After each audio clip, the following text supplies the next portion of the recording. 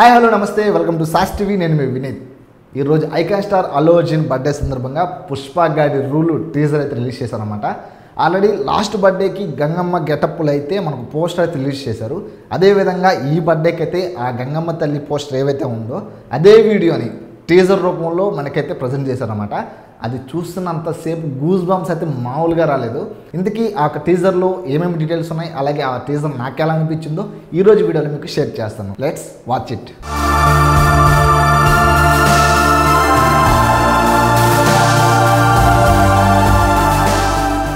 First మనకు opening షాటే Gangamma జాతర అయితే ఉంటుంది. తిరుపతిలో భయంకరమైన ఫేమస్ అన్నమాట మన గంగమ్మ జాతర. దాంట్లో మన అల్లు అర్జున్ గారి గెటప్ ఎంట్రీ సీన్ అయితే మామూలుగా లేదు. జస్ట్ ఒక లెగ్ అలా పెట్టంగానే అసలు గూస్ బంప్స్ భయంకరంగా అయితే వస్తాయి. అక్కడి నుంచి ఆ యొక్క వాక్, అలాగే ఆ యొక్క స్టైలు, అల్లు అర్జున్ అంటేనే స్టైల్ అనమాట. అట్లా ఐకాన్ స్టార్ స్టైల్గా అయితే ఆ ఒక వాక్ కానీ ఆ యొక్క చూపించడం కానీ, అలాగే మనకు అల్లు అర్జున్ ఫేస్ రివీల్ చేసేటప్పుడు వెనకాల శేష పడగ నుంచి మనకు రివీల్ అయితే చేస్తారనమాట. అలాగే మనకు ప్రతి ఒక్క షాట్లో అల్లు అర్జున్ ఫేస్ చూపించే ప్రతి ఒక్క షాట్లో మనకు పక్కనే శివుడు అయితే ఉంటాడనమాట.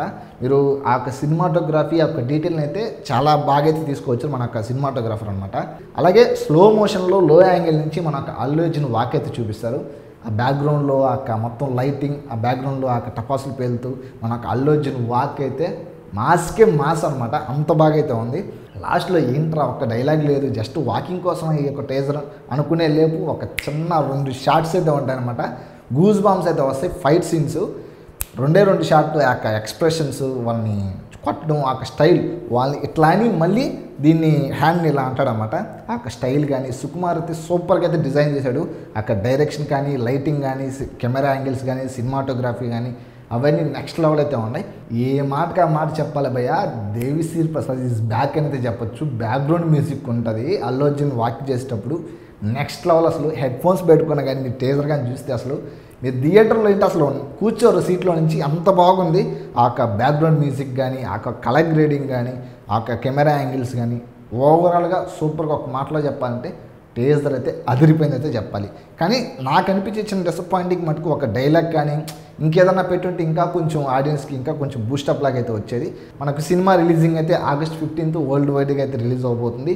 మరి చూడాలి, మనం ఆ రోజు దాకా వెయిట్ చేస్తే మన పుష్ప గాడి రూల్ ఏ విధంగా ఉంటుందో మనం తెలుసుకోవచ్చు. అలాగే పుష్ప 3 ఉంది కానీ రూమర్స్ అయితే వస్తున్నాయి.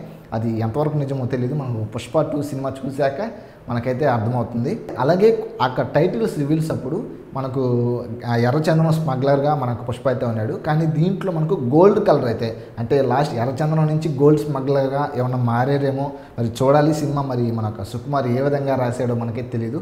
ఆ ఎర్రచందనం టైటిల్ నుంచి ఆ మొత్తం సినిమా టైటిల్స్ అన్ని గోల్డ్ కలర్లోకి అయితే మారుతాయి.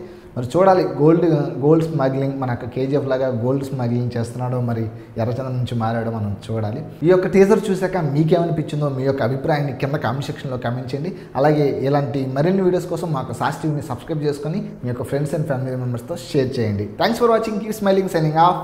Bye bye.